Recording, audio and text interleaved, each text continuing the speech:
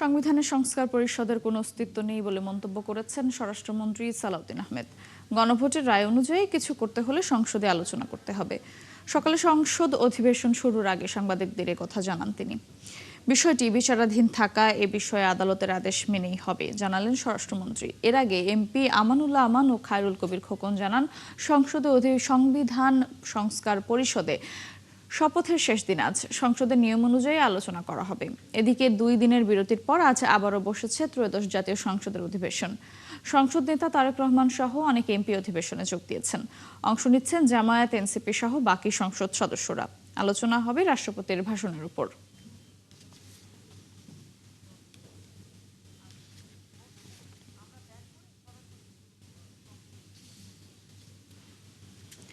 দর্শক, এই মুহূর্তে জাতীয় সংসদের দ্বিতীয় দিনের অধিবেশন চলছে। আমরা সরাসরি যাচ্ছি সেখানে।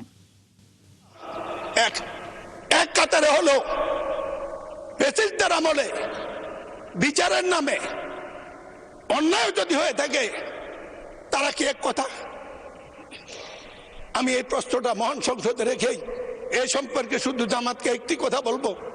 স্বাধীনতার পরে বা এনসিপির নেতা তার কত হয়েছিল, তাদেরকে বয়স কম হলেও শ্রদ্ধা করি, এই কারণে করি তারা সাহসী সন্তান, এই যুগের চাহিদা। একটি কথা মনে করবেন, শ্রদ্ধা নেতৃবৃন্দ, স্বাধীনতার পরে একটু মেধাবী শ্রেণী এসেছিল, তারা গঠন করেছিল জাসদ। এই বাড়াবাড়ি করতে গিয়ে দেশ গেছে, জাতি গেছে, তারাও গেছে। আমরা যেন সবকিছু হজম করার তৌফিক দেয়। আপনাদের উদ্দেশ্যে এই কথাটি রেখে 91 সংসদে আপনাদের সাথে কাজ করেছিলেন দেশনেত্রী বেগম খালেদা জিয়ার নেতৃত্বে। আপনারা যখন প্রশ্ন করেন, মনে হয় এই দেশে 15 বছর 20 বছর বিএনপি ছিল না।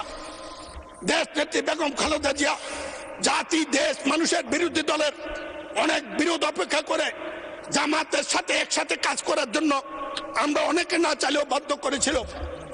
আপনাদের নেতা অধ্যাপক, আপনাদের নেতা মাওলানা গোলাম সাবান মরহুম, আমি বলতে চাই, তিনি এই সংসদে একটি কথা বলেছিলেন, যার জন্য সিন্নি খাইলা মোল্লা চিনলা না।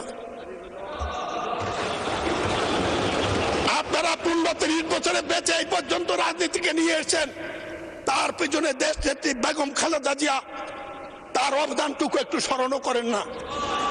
মনে করেন বিএনপি আপনাদের প্রতিপক্ষ, যেমন জাসদ একসময় মনে করতে আওয়ামী লীগ একমাত্র প্রতিপক্ষ, তাতে ইতিহাস দেশ কোথায় গিয়েছে এটা বিবেচনা করার মতো বুদ্ধি বিদ্যা